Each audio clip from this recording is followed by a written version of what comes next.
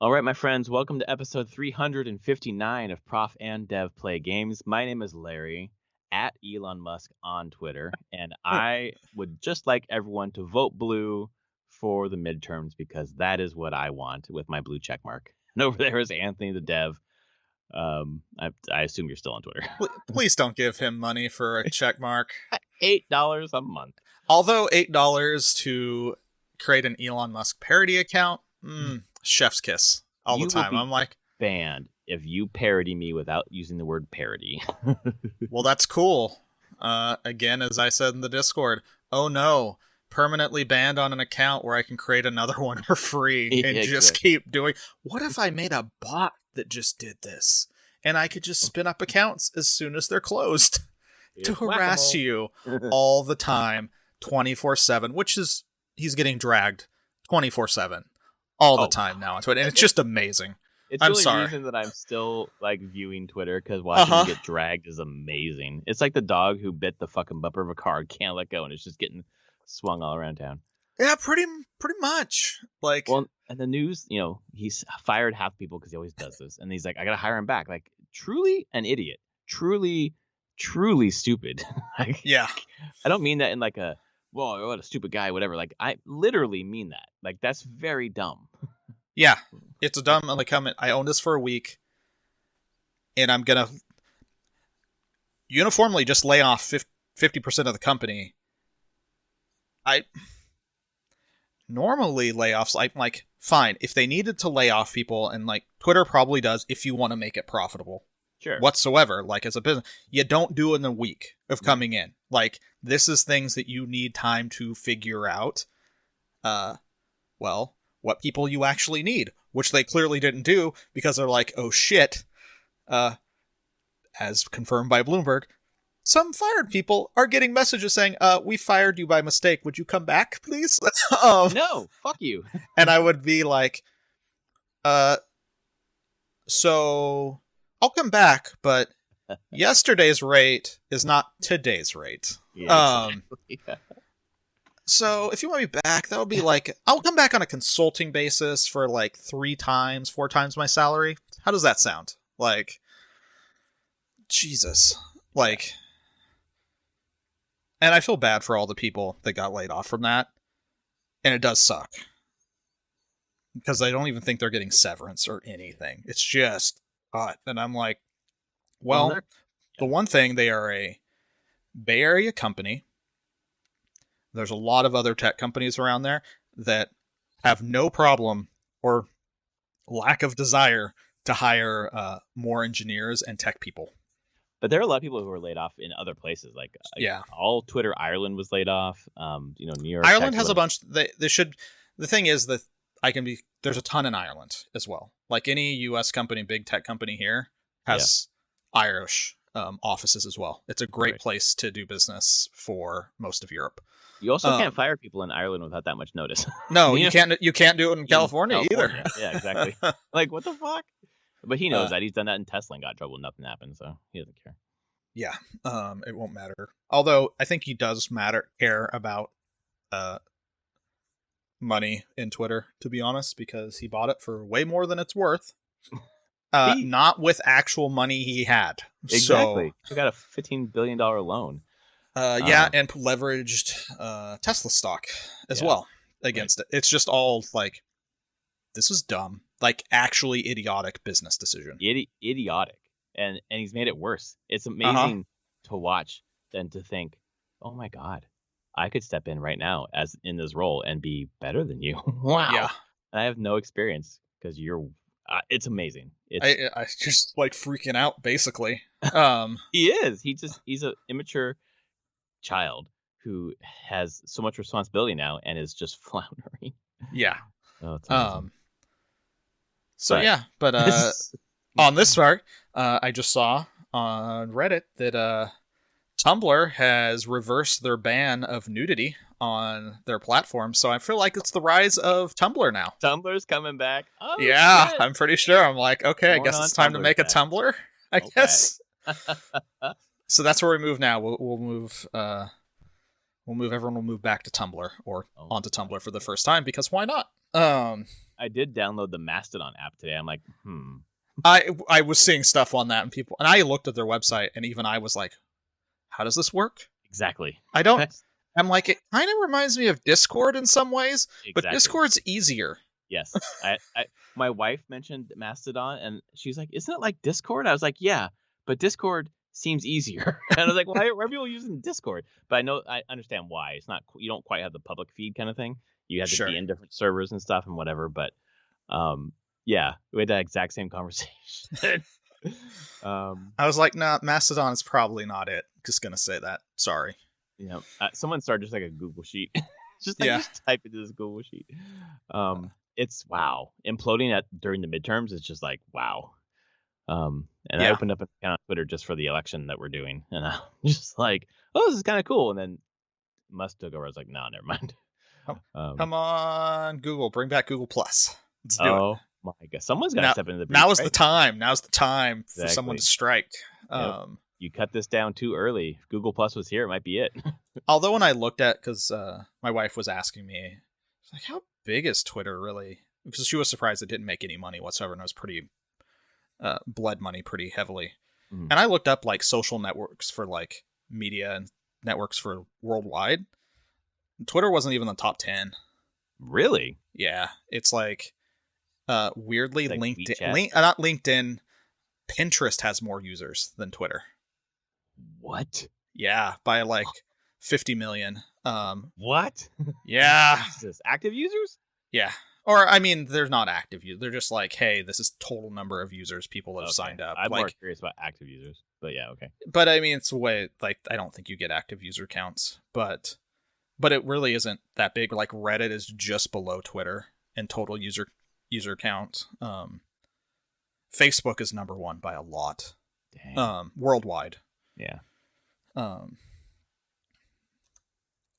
It was interesting though to realize that Twitter actually, here's what it's popular in English speaking countries. Mostly. Yeah. There are some other non-English countries that kind of have a presence on Twitter to a point, but for the most part, most of its users are in Western Europe and North America where you speak English. Yeah. And outside of that, not a lot of active users. There are other social media platforms that have far more users across much larger demographics. So I assume that is like WeChat in there, or like a Chinese... WeChat is in there. There's a number of, like, they're in the top 5 for sure. Like there's a couple of Chinese social medias that are really high, close next to Facebook, because China's huge. Yeah. So there does something to show a scale thing of like, yeah, Twitter's there, but it's not the end all be all. That's why when some dumbass came in with a bid, it was that much money. They're like, we're absolutely fucking holding you this. We're going to trial. You're gonna pay for this. He's like, wait, are we really going to trial? Fine, I'll just buy it. Yeah, basically. I will lose. Way over. Oh, technically, they consider YouTube a social network. See that. Yeah, and it's YouTube is second to Facebook. Yeah. Which doesn't surprise me. WhatsApp is 3. But WhatsApp is just like a messaging app, right? Is there more to it than that? So that's the thing with it. Some of these are weird because they start as messaging apps, but can then... I wonder if they have... Users can send... Must have like groups, like big group. Yeah, it starts blurring that line a little bit. Of like, because I've actually asked that question before to people, like, well, what is a social media like platform? Yeah. And so you have to draw the line somewhere.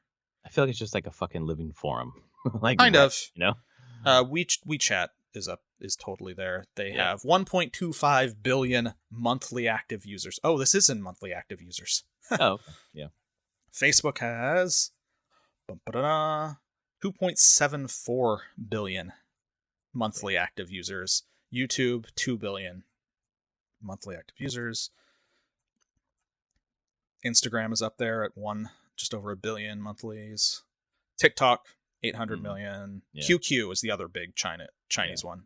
694. Haven't heard of that one. Sina Weibo? Nope. No idea. Another Chinese microblogging social network. Mm-hmm.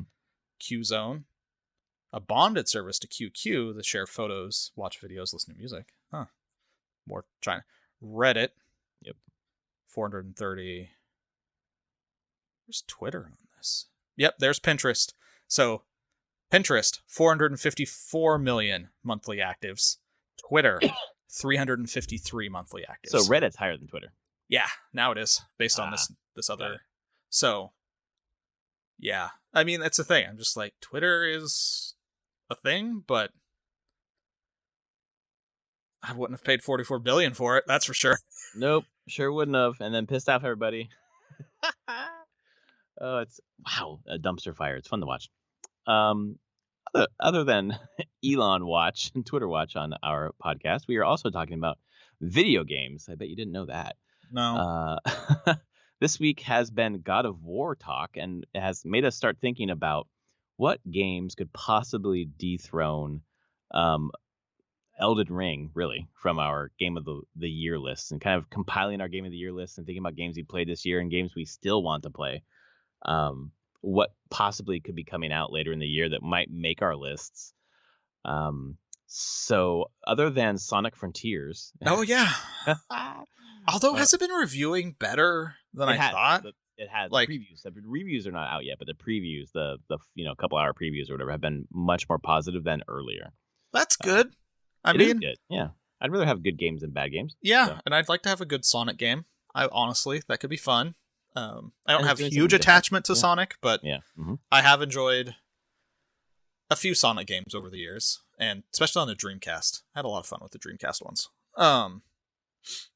I wouldn't be sad if there was a good Sonic game. I would like it. Looks, the open world aspect, open zone, seems interesting. So, I mean, I'll be playing something else, but I hope it does well. Yeah. God of War Ragnarok is fucking reviewing like as good as God of War 2018. I think it's 94 on Metacritic. I think it's the same. Yep. Which doesn't usually happen.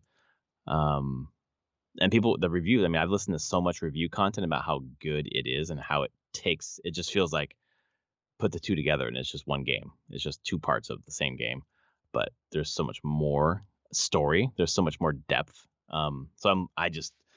It's election's over.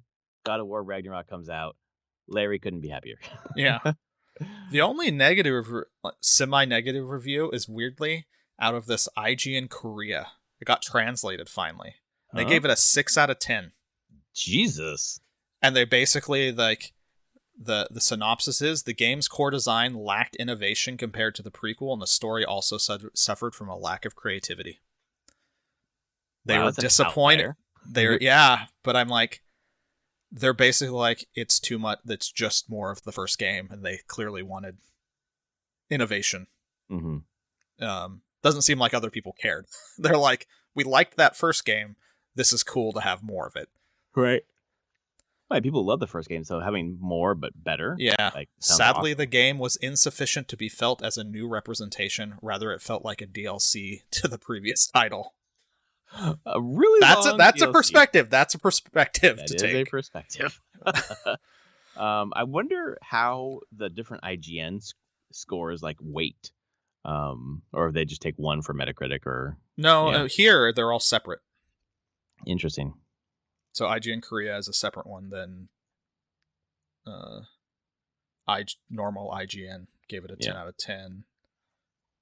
IGN Spain gave it a 9 out of 10, and it's all recorded here separately. So all the IGN sites are separate. So there you go. But there's at least one dissenting opinion, and I'm like, well, that is one perspective to take here. And you know what?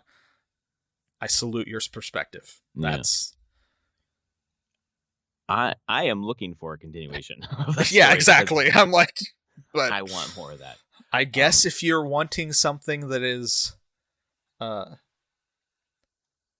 innovating on the first game, or more of a branch from that first game to like improve, really like dig down and try new ideas. This isn't trying new ideas, right? Which, as you said, most people I don't think really care about. They just want to play the continuation and see the end of the story. I definitely think iterating on it and adding to it is fine. Like I don't need, I don't Yeah. know, like there's not new systems, or maybe there Yeah. are some, but not a ton. You know, it's not a Not new a game. ton. They're not trying. Yeah. And the comes back to don't fix what's not broken, basically. Like, Right. and it doesn't look like they're trying to. And to swing it back around to us, I do think this one holds a strong candidate for being a lot of people's game of the year. And I'll say because people have forgotten a lot about Elden Ring at this point, like it's faded. So this one will be fresh in mind unless people are going to go back and play some Elden Ring to remember, oh yeah, this game. It's what God of War 18 did to Red Dead Redemption 2 in 2018. Yeah, really, kind of. I always feel bad for the games that release early in the year if they're worried about Game of the Year, because you have all that time to kind of move on and the new hotness. But I don't know. I still feel like, I mean, I haven't played Ragnarok yet, but I feel like Elden Ring is still going to be it, but they hit different audiences. Like it's really, the narrative is so strong apparently in Ragnarok. I'm sure. And then the moment-to-moment gameplay. I feel like Elden Ring has the exploration. I'm not sure about the narrative of Elden Ring, but some people I'm sure build the lore up. I mean, obviously the YouTubers just go fucking crazy with little tidbits. I mean, it's weird with that because I would say that Elden Ring, the story of Elden Ring feels much more suited to how you would experience a story in a video game, kind of. Much more video game style of like, well, you're free to explore. You're going to piece together the story as you explore these little narratives that tie together to bigger things. And God of War Ragnarok and the first God of War, they're telling a cinematic story. Yes. The straight up, they're like, no, you're experiencing a story that has interactive moments in it. Yep. Basically. Well, they're presenting it cinematically with the camera. Yes. It's very intentional. So. Yeah. Which is a totally different thing. And so that's kind of what I mean, though. Like, it depends on what kind of gamer or critic you are. Like, which one hits better for you. Yeah. I can't see Elden Ring being dethroned, even for me. Even if I haven't beaten Elden Ring, I've put 85 hours into it now. True. And I probably have another 40. I don't know, fucking know, 40 hours, whatever. I don't need to beat it to know that at least right now it's my game of the year. Yeah. I mean, it's there for me still. It's Vampire rare that I've had. No, but it's on my list for sure. It's totally top 5. It hit 1.0. I think I have like 6 or 7 achievements now to wrap that game up. Nice. But I did put something like 74, 75 hours into it. So wow. For a $3 game. Seriously, that's wow. It's like pennies per hour. It is. Oh, so good. But coming out, it's going to be hard for something to dethrone Elden Ring. But to be in my top 5, there's a good chance Tactics Ogre Reborn will be in there. Are you going to get that on Switch? Is that coming to Switch? I'm hoping it's coming to Switch. I'm just going to wait till reviews. I think it comes out this coming Friday. And I just want to see what people say about performance on there. Yeah. Mm-hmm. If it's fine and seems to be completely fine on Switch, which I see no reason it won't be, honestly. I want this type of game on the Switch. I want it on the go. I want to be able to do it in handheld. And I got super hyped on it once some previews started coming out where the original designer, Yasunori Matsuno, who has designed this in Final Fantasy Tactics and Vagrant Story in Final Fantasy 12, and like he came back to oversee that. Oh wow, okay. At least in a like consulting role. The main producer on this said, yes, Matsuno has been very involved in this remake of this game. And so that gives me a lot of confidence in the bar that this is going to hit. And so, yeah, I'm here for a good tactics RPG. And this one has a lot of stuff that was followed into Final Fantasy Tactics. Like, Final Fantasy Tactics is a Final Fantasy skin of a tactics ogre game for the most part. Right. Job classes, party dynamics are all here. So if this lands well, I could totally see this being in at least my top 5. hard to see it being number one, but that one still exists for me. There's a game coming out just after that probably I think is the same for me as Tactic Ogre is for you, not in terms of like history, but in terms of it's a game that I will play and you probably won't, because Tactic Ogre is probably a game you'll play and I won't. Yeah. That might make our top 5. And that's Somerville, which comes out November 15th on Xbox and PC. Do you know what that is? No. Somerville is the Inside devs when they split, when Oh. Playdead split.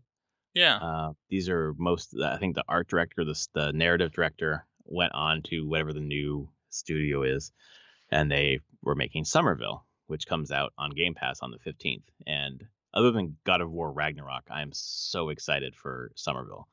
And I don't know if it's going to be good. Who knows? But, having just loved Inside to death, I'm hoping for something similar. Yeah. I mean, I'm looking at the screenshots of it. It looks cool. Neat art style. Adventure game. Huh, that's cool. I'm curious how long it's going to be, because I feel like, with the Inside it was like 6 hours or something like that. Yeah. I would expect this would be no longer than 10 would be my thought. Mm-hmm. Sci-fi adventure game. So it reminds me very heavily of the Inside, in terms of the way that it's I don't know, the art style, the way it's constructed. Yeah. So I'm looking forward to checking it out. It's on fucking Game Pass, so it's free for me to check out. So I'm hoping to get into it, but I'm also going to be playing Ragnarok. But I'm hoping to get into this. I'm hoping to play this game before we do our Game of the Year discussion. So I think this is going to be one of the ones I want to consider. Sure. That's still coming out, along with Pentiment, which comes out like a week later. Yeah, November 15th. Same. Oh, actually, no, fucking same day. Shit. Yeah. It's a day of some indie games right there. Yeah. I guess, although Pentiment's not indie, it's Obsidian. So True. That's a Microsoft game. That's a first party Microsoft game now. I do want to play Pentiment though. Oh my god, it looks so neat. It looks so weird and so cool and so like baroque. I don't know. Yeah. I don't know if that's a game that I would stick with, but it's something that like looks like a game that I would love, so I really want to check it out. Yeah. So at least I'll be checking out those two along with Ragnarok before the end of the year. And I feel like at least 2 of those are going to end up on my list. Yeah. But I do need to go backwards. I need to get Sparks of Hope. Yep. I didn't get it last month because I was waiting for payday, which just happened. And now I'm like, well, it's payday, but I'm playing Ragnarok, so I don't know if I need to get it yet. So I might wait till Black Friday and see if it's on a bit of a discount before I get it. I would plan until then anyways. Be surprised, honestly. Ubisoft games, even if it's just like $20 or whatever. Yeah. I need to go back and play that. For other November, for me is, I guess now it's November 30th, is Warhammer 40k Darktide. I played the beta and really enjoyed the beta. And I mean, it's just 4-person co-op FPS.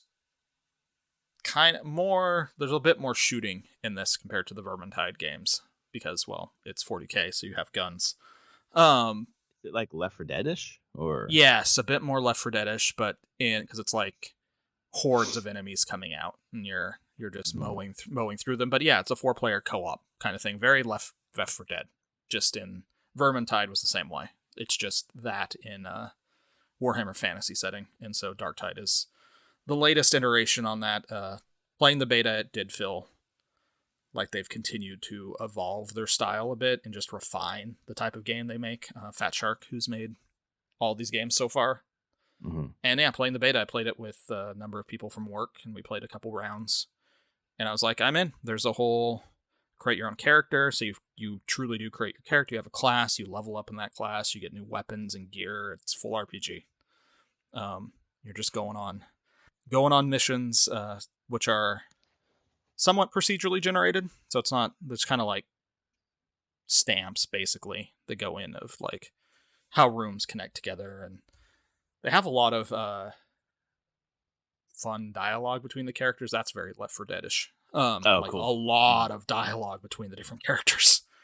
And there's one point In 40k, you have a class called a Psyker, which are telepaths, basically, and have psychic abilities. Mhm. And there was one point that was really funny. I saw someone at work pointed it out, was that there's subtitles, and like on the screen, you can have them on for when people are saying stuff to each other and the characters are. Yeah. At one point, the Psyker character references the subtitles on the screen. that the subtitles are wrong. Oh shit! It was That's just pretty cool. incredibly meta, incredibly like, of course, like. That's very cool. But it was cool. It was like it showed an attention to detail that I was like, oh, this is nice. They actually have spent a lot of time building in small things like that. Well, it feels like iterating on the writing, which makes Yeah. it. I love when that happens, when you feel like it's polished to a sheen. Yeah. So that one's in November now. Again, that could show up in top 5. I mean, I guess if I get really, really pulled into it, it could go higher. But it's probably going to be just kind of my go-to, like, hey, play with friends game for a while. Right. Kind of like Monster Hunter was for you. Yeah, totally. Looking at this list, I didn't realize, I've heard about this game before, but I didn't realize it was coming out so soon. Night Witch, which is like they build as a Metroidvania shoot 'em up. So I'm not sure if I'll check it out or not, but I remember hearing about that earlier in the year, and now I'm looking at it right now and thinking, oh, okay. But then it has like deck building. I'm like, less interested. Metroidvania shoot 'em up. The Night Witch. Kind of words don't usually go together. No. How does it have deck building? Oh. As a deck component. Shooting or spells. Building, why not both? Customize your own unique play spell. No, it says deck building strategies, yeah. 30 unique spell cards to choose. So I think it just gives you the abilities, right? It's the abilities. It's how they have the abilities, and it looks like you can like upgrade the cards. Yeah, that's just the way of presenting like card upgrades. Yeah, skills. Yeah, but I love the art style. It looks really beautiful. It really does. So I might. It's November 29th. Okay. Yeah, on November 29th. Add that to my wish list. But I don't know if that would be. I don't know. Time is something I don't have a ton of, so I'm not. Yeah, that's the problem. I feel like I do want to try out what usually happens in November, December is like try out like an hour of a few games and see which one sticks, and then continue with that, because I want to make sure that I have enough coverage to feel like I'm making a good informed decision about game of the year. Speaking of, and I doubt very much I will play this game. However, I loaded up the IGN podcast feed to listen to Podcast Beyond or whatever. And there wasn't an episode, but it had like an ad for the Callisto Protocol Helix Station. And I just listened to it. And I was like, what the fuck is this? It sounds like Gwendolyn Christie. But it didn't say like anything about what it was. It just gave the fucking kind of the narrative of, I don't know, average, it was like characters. It was a piece of the story. Okay. So I searched on the podcast. I was like, what the fuck is this? And I found it. And it's like 2 episodes so far. And they have 1 episode coming out every Thursday or so until release date of Callisto Protocol. It's like the prequel to Callisto Protocol, talking about the Jupiter Mining Company and the moon of Callisto. Okay. And it's got Gwendolyn Christie, Jeremy Ironsides, and a couple other people. The voice acting is great. The writing is pretty good. And there's some creepy shit. And I'm sure. I don't think it'll make me play the game, but I feel like if Callisto Protocol hits for people who are missing Dead Space, I feel like that could be in some people's Game of the Year discussions. Oh, I'm sure. Probably not ours. Nope. Will not play. Will not You're touch. Not playing, yep. Won't even watch someone play this. This is a Let's Play. I was like, nope, I'm out. No, thank you. I need to sleep. At one point, I liked horror, and that point was decades ago at this now. I'm old. But yeah, I just can't do it. But I hope it's good for people that like those type of games, because they haven't got one for a while. So, yep. But then on the same day is another game that could be in my top 5, which is Marvel's Midnight Suns. Yeah. I mean, it's Firaxis doing tactics, and that just happens to be Marvel, but it's a like card abilities? Or? It is card ability. Like you use cards to play your abilities and everything, based on the characters that you that you're pulling into the team. And I just like thematic wise and story wise, I'm like, oh, this is how do I put this? It's hard for me to get into superhero video games generally. At first, I thought it was just like the Arkham games, and like I don't really care about playing Batman. But no, it's actually really mostly superhero games in general. Like I like consuming superhero movies. At one point, I enjoyed comics. I don't really read comics anymore of superhero comics. Yeah. But at one point, I did. And there's a lot of ways I'm like, oh, I'll consume these characters in the media, but mostly it's just the movies now. And whenever it comes to games, I've always been like, nah, I'm not really that interested in my games revolving around these characters. I don't know why. Personal taste. Like, it's not how I want to experience that franchise and those characters in games for whatever reason. It's always kind of felt weird to me.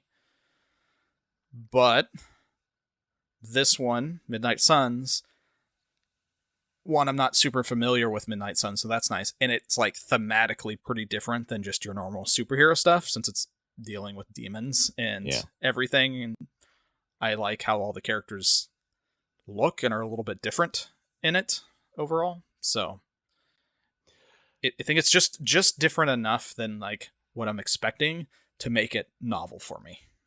Yeah, it's definitely a different take on a Marvel game. Yeah. But like you said, it's Firaxis. Like, I feel like it could be great. Yeah. The delay didn't feel like man, we're fucked. We got to delay this to get out of the way of other games, or we are just not hitting our targets or whatever. It just felt like they needed a little more time for polish. Yeah, they showed previews of it. Yep. As they were like delaying it. In house, they showed previews, and then like a week later they delayed it. Yep. And I assume they showed it, and people were like, "This is cool," but man, it'd be like they were noticing they wanted better feedback. They wanted more positive feedback. They saw where people weren't resonating with it really, and they're like, "Okay, we can fix this." And clearly, they were given the time to do it. Yeah. So, and they delayed the versions that were going to run rough. It just said, we're just going to take our time on those because, wow, we don't need to try to launch this on past gen and be super janky. Yes, exactly. We don't need to put it on PS5 and Switch. We'll just fucking wait on the Switch. Yeah. So I think I agree with you. I think that could be a game that we both play and feel like this is fun. Something to yeah, it. It could be really interesting. I posted the animated thing that they did that I had just watched this morning. I had never seen it. That's just a bunch of animated shorts showing kind of the setup for it, and it was pretty cool. I'll say, like, I haven't got a chance to watch it yet, but I'm looking forward to it. Neat setup. It's stuff that if you know Marvel stuff, you'll see Easter eggs of certain names and characters and everything. But just does the setup of being like, okay, this is cool. This is like said, demons and witchy and magic related stuff, and not your typical Avengers style Marvel. Yeah. And like I said, all the characters look really cool. I love them. They're gold and black stylings. It looks really good. So that one's totally on my list. Hopefully it's cool. How about Crisis Core? I don't think it's going to be in my top 5. I'm going to play it for sure. Yeah. I don't know when I'll play it though. That's the thing. It comes out the 13th. I might wait until my 2 weeks studio closure. Because we get from the day before Christmas Eve for 2 weeks we get off. The studio closes. So I get my 2 weeks of vacation basically. Gives you some time to play it, but you probably won't beat it before we do our discussion. Probably not. So I'll probably get at least some time into it. Yeah, I guess at least should. When would technically the 1st is a Sunday. So I don't know if we want to. We're probably not recording on the 1st. So 8th. We'll do our Game of the Year as 8th. So I'd have time to probably get through a good chunk of it, I bet. At least to know how it feels. But I'm not saying that that's going to be in my top 5. I bet it'll be fine. It's not like a complete Final Fantasy VII remake situation. They're not Crisis Core Reunion is not a full remake. It's closer to a remaster. They're not going crazy with it. It's nicer than previous versions. They're definitely, that's the thing. They're not really going crazy with the story, as far as I know. It's just kind of like, who is this character, Zach, that you'll need to know as FF7 continues. So,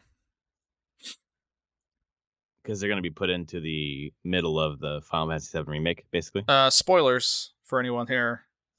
Close your ears for like 5 seconds. They were shown at the end of Final Fantasy VII remake. Oh, okay. Briefly. And if you know lore of playing Crisis Core and stuff, like the character Zack is prominent in bigger Final Fantasy VII lore and stories. It's just, it was like a soldier Cloud knew, was good friends with. So and Aerith knew. So that makes sense.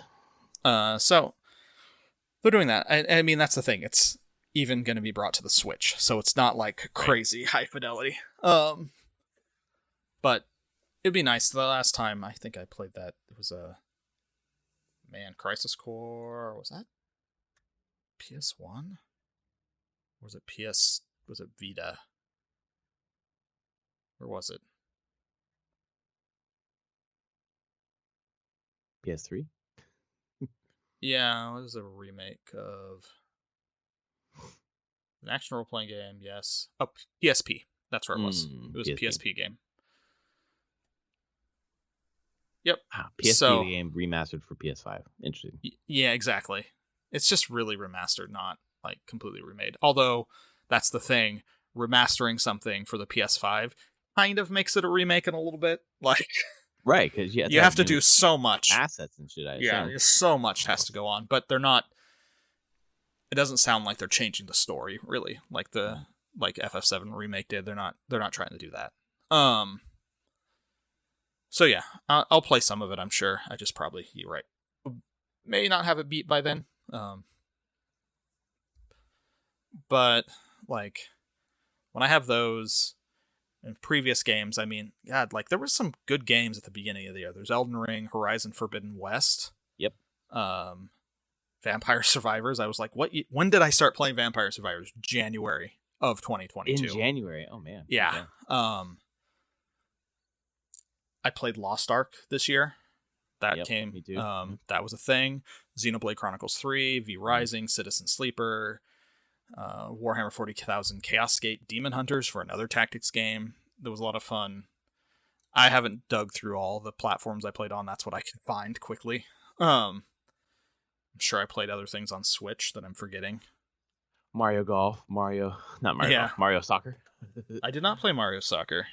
It's definitely not gonna be on my top 5. Monster Hunter Sunbreak, Rise Sunbreak. Right. Yep. That was this year. So there's a number of things that I'm like, okay, I'm gonna have to whittle this down. I don't know exactly what it's gonna be right now. I mean, it could just be Persona 5 Royal again. You know, why not? It came out again this year, so right. You know what? It's our fucking list. So if you want to put Persona 5 and I want to put Witcher 3 on that list, then we'll just do it. Because Witcher 3's coming out again. Good point. I think we'll have other games to put on that list, but sure. Honorable mention, Persona 5 Royal, exactly. Always the best game. Honorable mention, Witcher 3. Some people had mentioned the side stuff for Ragnarok being on par with Witcher 3. That's impressive. Got me excited. And the people, I saw some devs talking today, and they're like, we don't consider it side content. It's all just, it's world building. It's content. It's the game. So yeah, that's a good way to do it. Like, yeah, exactly. Well, that's cool. Yes.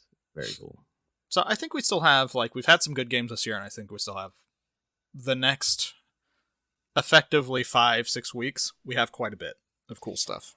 Yeah, and in a year where Elden Ring just came out and stomped everything, it is cool to see that there are other games that are at least in the conversation. Yeah. For us and probably for others as well. Yeah, and then we hit the first quarter of next year, and, well, really the first half of next year, and it's going to be just an insane amount of games. I saw a recent one for Forspoken that I haven't really paid attention to that game, but it looked really good. Like the movement looked really good. The movement looks incredible with it. Yeah. I hadn't noticed that before, so it looked really cool. I don't know about the story at all, but yeah, who knows? I think it's one of those. I came from another world and I'm in this world and now I have Yes. power. Yeah. Whatever. There's a name for that. Isekai Yeah. is Sure. the Japanese term for like portal story. Yeah, there Kind we of go. thing. Yeah. Ugh. That's January. Yeah, they got. Yep. January 24th. It's like 4 days after Fire Emblem Engage. Yep.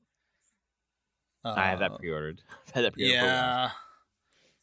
No Professor's Insight. I'm very Yeah, there's gonna be there's a lot of games that it felt like they were trying to be out for this holiday and they just got pushed out. And then Nintendo could have used one for this holiday, and they yeah.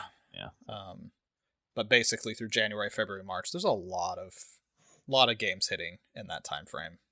Well, and they'll be stuck in another loop where it's like they came out early, they were great, but get caught game a year. It's later in the year. Starfield is the beginning of next year. I thought. Maybe I'm wrong. I thought it was. I thought that was the whole thing. It got delayed into a early next year. Although maybe they didn't Q1, maybe not. Yeah, we were unclear.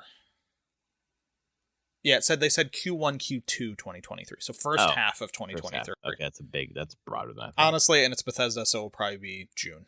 Yes, May June. They're gonna push as far as they can. Yes, exactly. And I think Microsoft would let them do that. So it doesn't hurt them to wait. Yeah.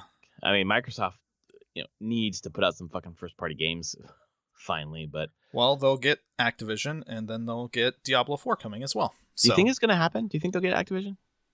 Yes, I think it's gonna. I think there's gonna be a lot of no, try to stop, but I don't think it will get stopped. I'll be honest. I think they just have Microsoft has enough money and power to make it happen.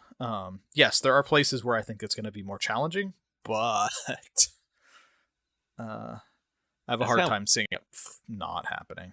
That's kind of what I'm wondering, because I feel like in the U.S. it'd probably happen, but other places, if they stop it somewhere else, would it stop it everywhere? I don't know. I don't know if if the EU has problems, does that block things? Yeah. I don't know. I don't know if they can really stop it, because I'm like,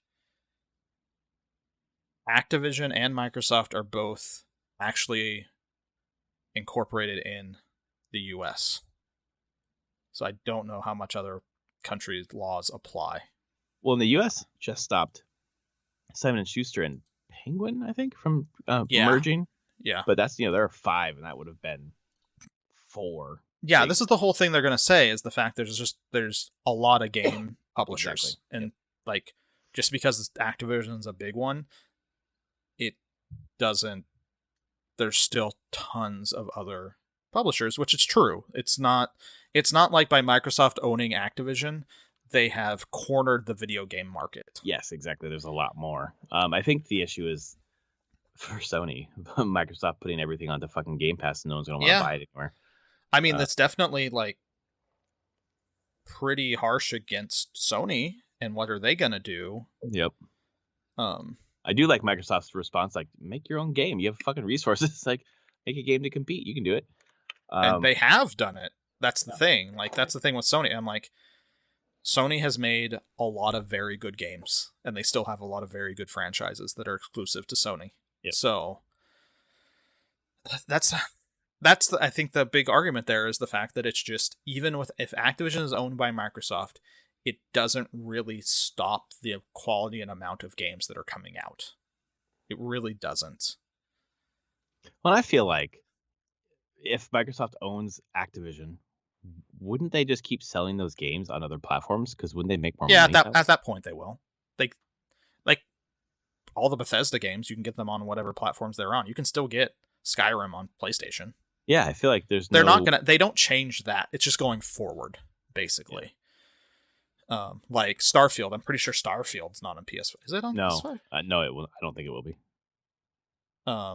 Which makes sense. It's just going to be Microsoft and PC. Yep, looking at it. Yep. I saw rumors today about Diablo coming out April or something like that, May. They're in beta right now, friends and family beta. Yes, that's right. And so there's been a lot of info coming out of people being like, if I was in the beta, I could say it was kind of like this, but I'm not. Because it's fully NDA'd. But it seems like it's in a pretty complete state. I mean, I played it in 2019. 2019? Yeah, I think so. Before the pandemic, and I was just in a section of the game, but it was really good.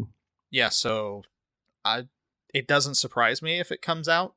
I don't think it will be the beginning of the year. I think it will be a bit later, but I do think next year is possible, and I want Microsoft to own them so I can buy this game. That's exactly what I was gonna say. I need Bobby Kotick to be fucking shot into the moon before that happens, so that I can buy it, because I'm not gonna buy it while he's there. But yeah, the previews on that I saw, like, it goes more MMO-esque in some ways. Yes, like, that's right. That's just where they moved it. It's an online game, kind of like, if you don't want the online kind of Diablo experience, you have Diablo 2 Resurrected. That's right. That is your old school Diablo, and Diablo 4 is a bit more Lost Ark-ish in grouping up with people and doing dungeons, and in-game is much more like that. Well, I'm kind of looking forward to that. I'm kind of excited about that.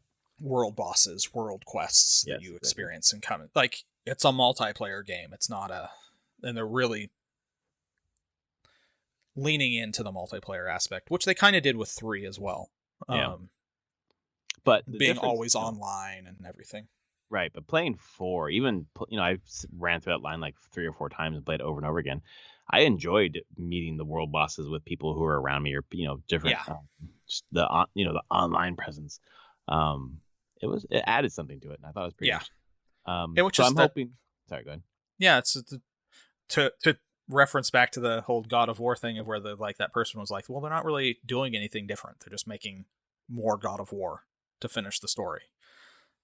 But sometimes you want games like this where it's like, I'm happy if they would just make another Diablo, but I understand from a developer standpoint and a designer standpoint of being like, well, we want to continue to use this franchise to push forward where it can go, what it can be, change it. I mean, it's been 10 years since Diablo 3. I think Diablo 3 was 2012. 2012, yep.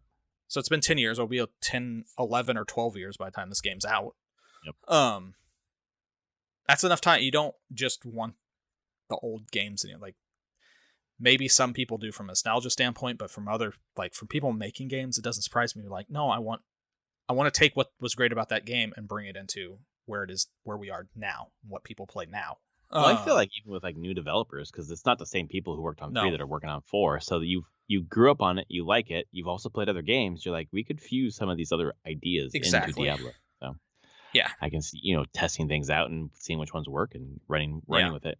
I just by the time this game comes out is probably, I assume, after the merger happens, which it has means to be. Mergers supposedly happen, if it's gonna happens January or February is what the original. Early. I think that was the original timetable of it. I was pretty sure. I was thinking like June or something like that, so that's good to know. It could be later. I thought, though. I'm just thinking, if it happens, as soon as it happens and as soon as that fuck is gone, like, am I gonna be buying 2 Diablo games? Because I won't be able to play 2 at once. So I still really want to play Diablo 2 Remastered. Or Resurrected, I mean. I think you just have that one just sitting around when you just feel like playing Diablo 2, which will happen, because it still happens. I will say that. Where you're like, yep, Diablo 2 was still a good game. Oh my god, I can't wait. Bobby, just leave. Leave now, yeah, Bobby. pretty much. Just for me. Do me a solid. Well, I mean, they're just making crap tons of money with Call of Duty. So yeah. And Overwatch 2, I assume, is doing well for them, so. Maybe? I don't know. Honestly. Yeah. I have such a hard time knowing how those games do, like, especially free-to-play ones like that. Like, my general metric is like, well, how popular is it as on Twitch? Like, but that isn't completely true as well, because there's some really high-selling games that just don't stream well, and they don't come up on Twitch. But, I mean, it's 1, 2, 3, 4, 5... It's the 6th highest streamed game right now. It's not bad. No, it's sitting right next to Valorant in viewership.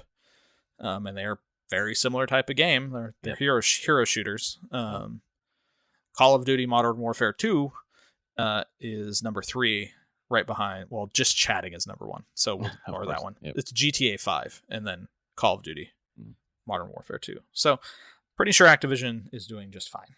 Yeah. On money wise, and I wonder how much of those sales were on Sony on PlayStation, because I bet a lot were. That's Sony's or PlayStation's top selling game every year. So Yeah. that's part of their whole thing. Getting 30% of that is a lot of money for them. So Well, I don't know. Buy EA and make Battlefield good. seriously, like that's an something. option. Yeah. Yeah, do something. Or make your own fucking bring back I don't know, Resistance or fucking Resistance, Killzone or whatever. Killzone was the one. They also had a big, I can't remember what it was. Like a military shooter? Yeah, they had a big sci-fi, like large scale I mean, they have Destiny now. Multiplayer, and they do have. Actually, never mind. They have Destiny. You're saying You're right. They have the game. They bought that game. You bought the game. You got the fucking game. You bought Destiny, and that can't be on Xbox anymore or whatever. So, or maybe not. I don't know. Yeah. Sorry, I just smashed my head in my headphone or my head into my fucking microphone, folks. Boom. Yeah, I'm still a little sick, so. Oh, I'm sorry. That's all right. It's just congestion for months on end, apparently. That's what happens when your kid goes to school. Yeah, it is. So we had her lined up for her COVID booster, but then we saw her getting sick in the middle of last week, and we're like, fuck, she's going to be sick by the weekend. And she was, so we did not get her booster. Aww. Yeah, we'll hopefully get it this week. End of this week. Speaking of the daughter, we unexpectedly stumbled into the end of Bowser's Fury finally. Nice. Played it in fits and starts. I think I talked last week or last time about how sometimes playing with her is a little frustrating because you need to get the cat shine to progress the story, and she's just like, I'm just going to ride Plessy all over the water and just jump around and go to the same place 10,000 times. But we finally made progress, and as we were moving toward getting our 50th cat shine, when you get a cat shine, it kind of hurts like Mega Bowser. But then the game tells you it's no longer hurting him. And it's like, oh, this is weird. We must be at the end of the game. So we hit number 50 and then triggered this really big battle with Bowser. And it was a lot of fun. And we beat the game. And I love that game. I know I got it like February 21. So it's been a year and a half. So how much do I love it if I haven't played it that much over that time? So it's probably like a 10-hour game, to be honest. But every time I came back to it, just the good part of Mario Odyssey about searching for the moons when you find them in weird places and have to do weird puzzles to find them. That's what this entire game is you're trying to complete these weird puzzles and things to get these cat shines.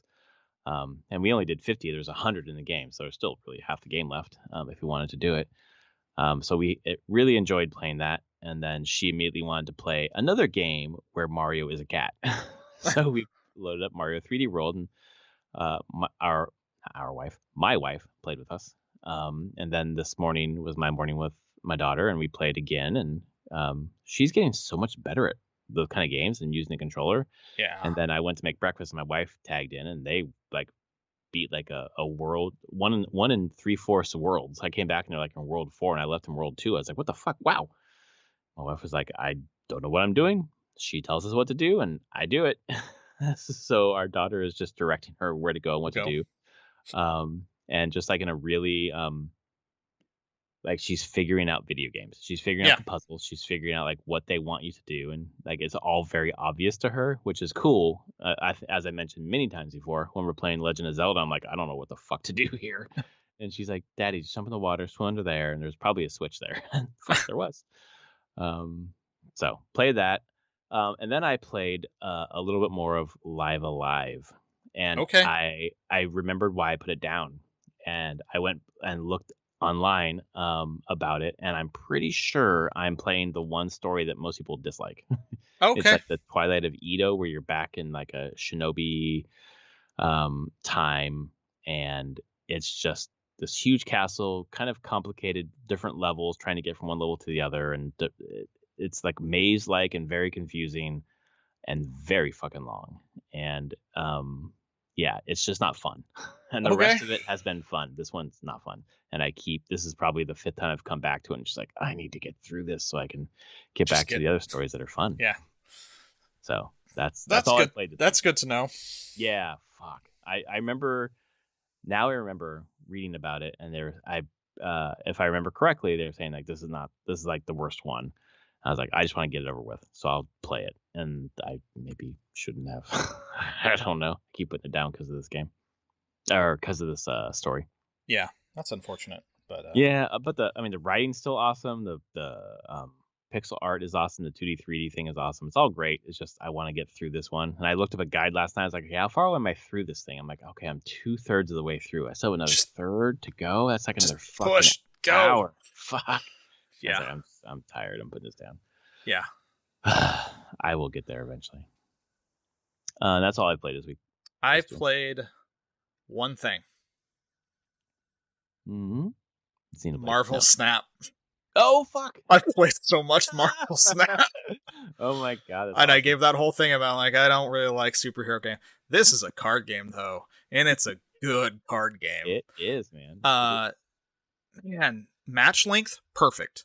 Yep. 5-6 minutes. Like boom, in and out. But the key thing, I was just sitting there playing it. I'm like, oh man, this is just really addicting to play this.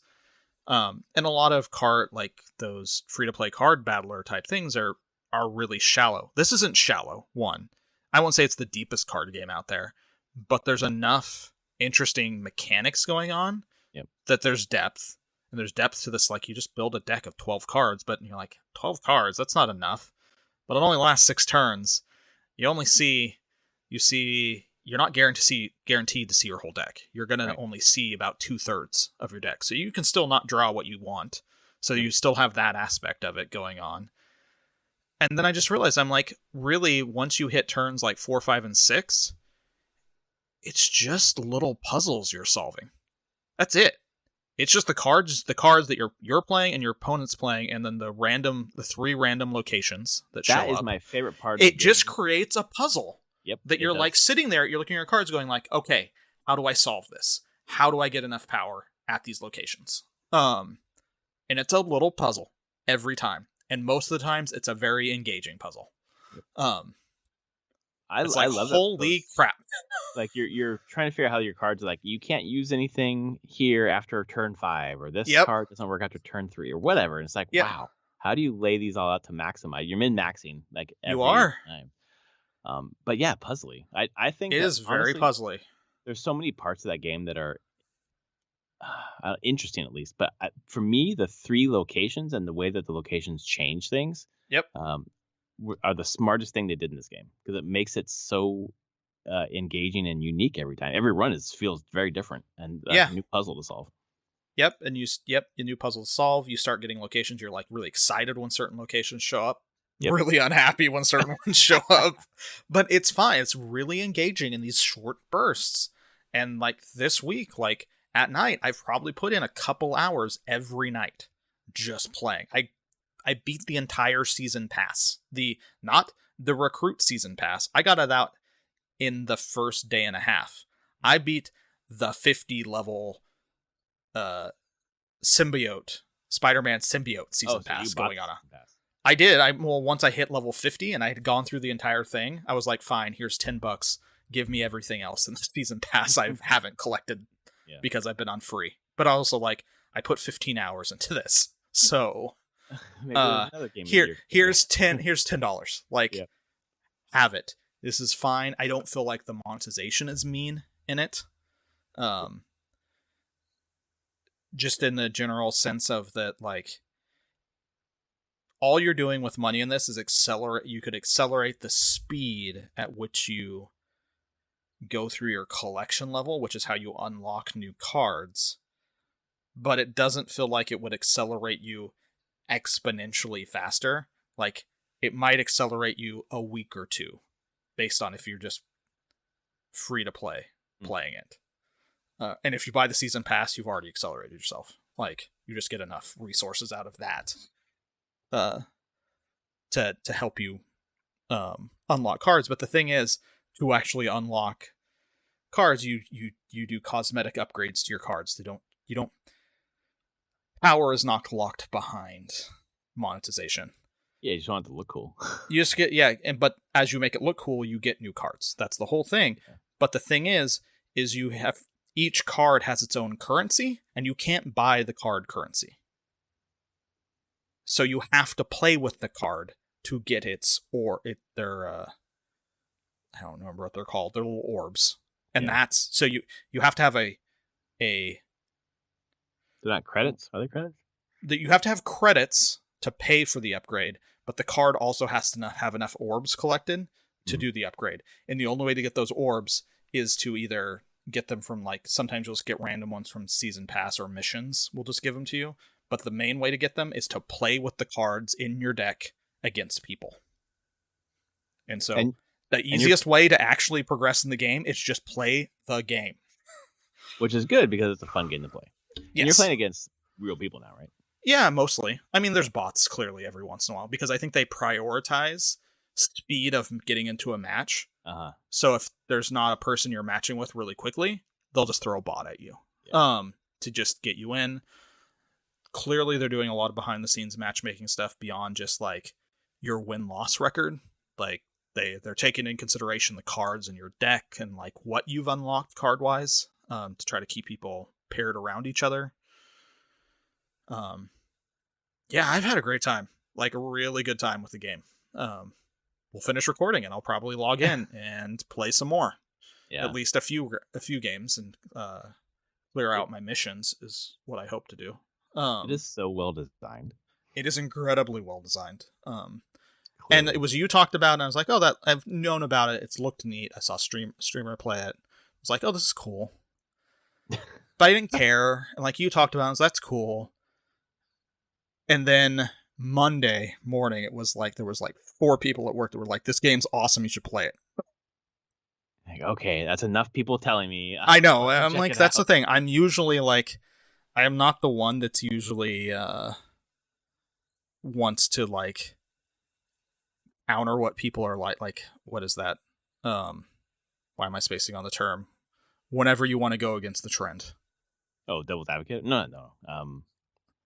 Not iconoclast, but yeah. Why am I spacing on this? I don't know, but I know. Yeah, I am too. But I know what you mean.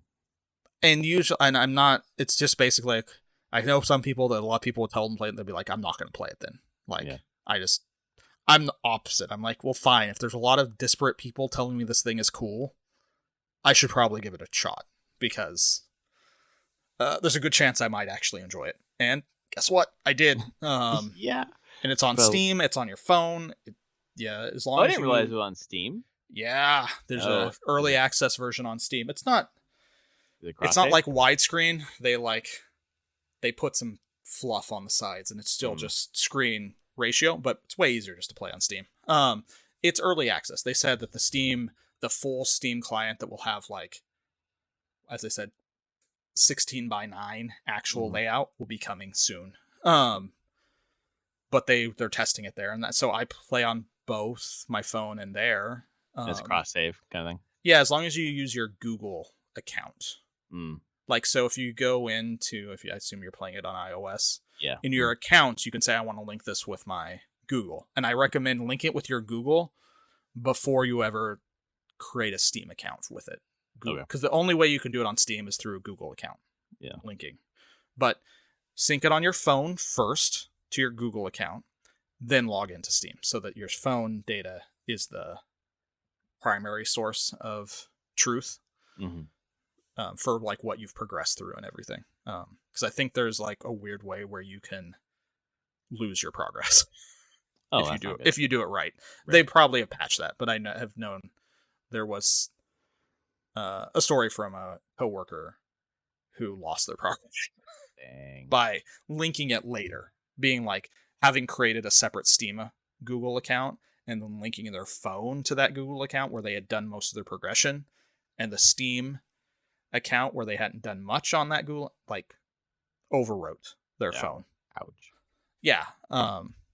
So I would recommend going that direction first. If you have phone data, do this Google sign in there, then go to Steam and install and play.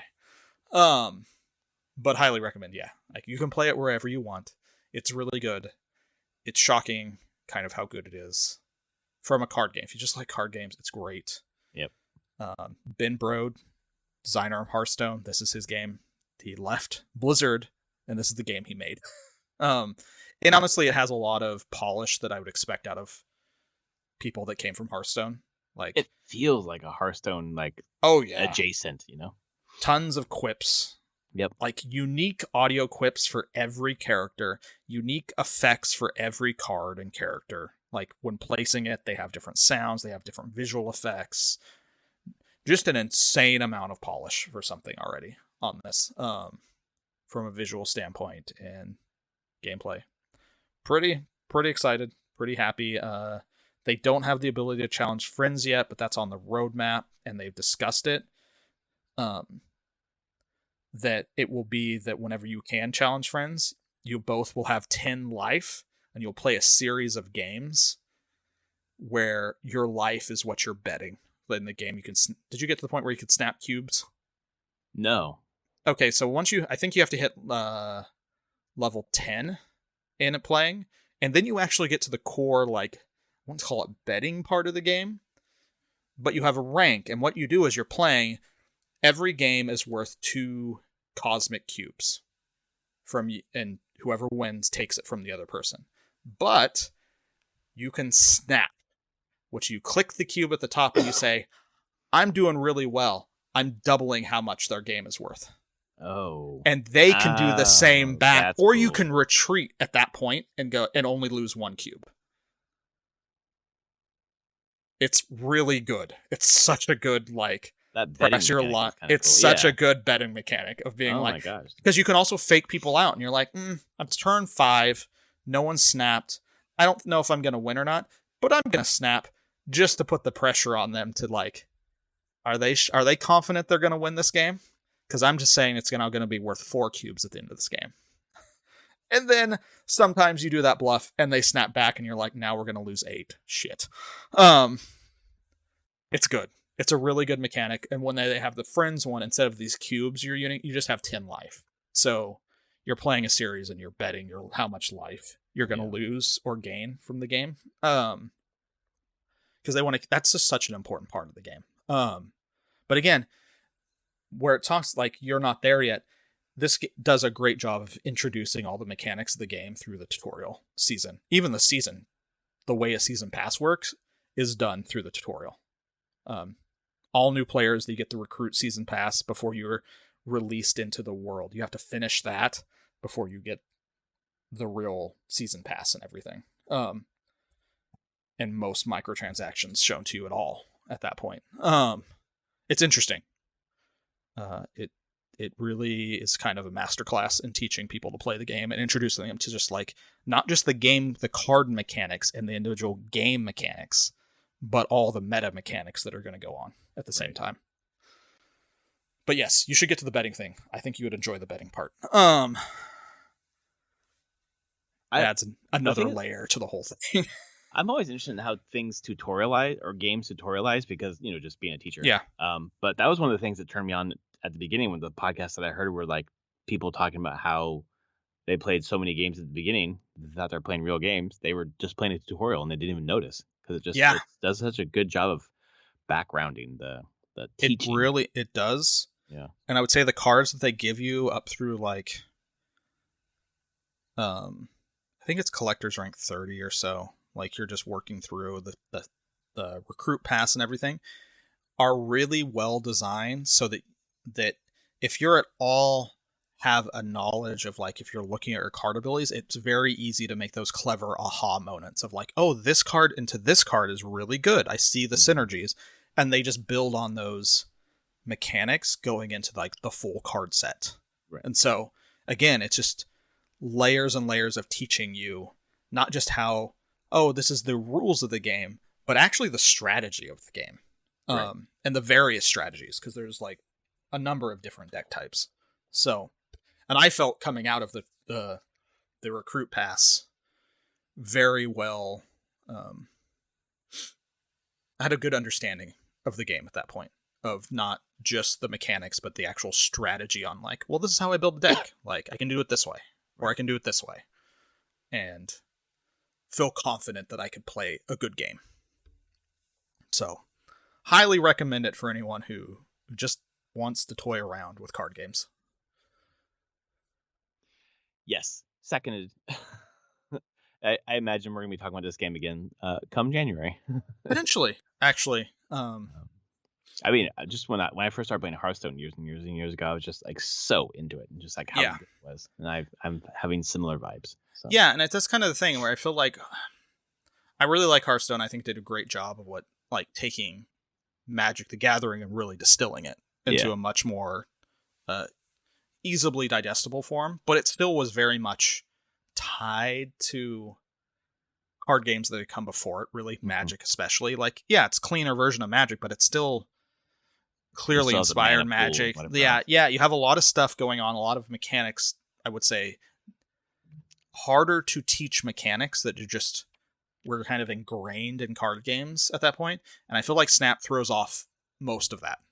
And is like, no, you don't need to know these 30-year-old card game at this point, or mechanics that come out of it, or how card games play. It's like that whole thing where I said the deck is 12 cards, 12 unique cards. It's not, I don't even know what Hearthstone was, 30. Oh, like they were like, well, we're gonna cut the deck in half from Magic, so not 60, we'll do 30 on Hearthstone, but you can still have multiple copies of the same cards. So you have to consider like, all right, what's the probability of drawing things if I have one copy as opposed to 2 or 3? I think it's 2 is the top. And like it was like, okay, let's make Magic easier, but it wasn't willing to jettison the core of what a Magic style card game was. Right. It was like, let's make it easier within the confines of what this is, as opposed to throw it all out, make an easier version of a game. Just straight up make an easier card game. Yeah. So that's where I'm impressed as a designer, especially. And it landed. I'm like, it's cool. I will continue to play my Devil Dino deck. Devil Dino deck. Triple D. Triple D. All right, my friends. Well, hope you're having fun out there with your triple Ds as well. And we will see you next week, where I will fucking be talking about God of War Ragnarok. And the election being over. Hopefully, crossing fingers.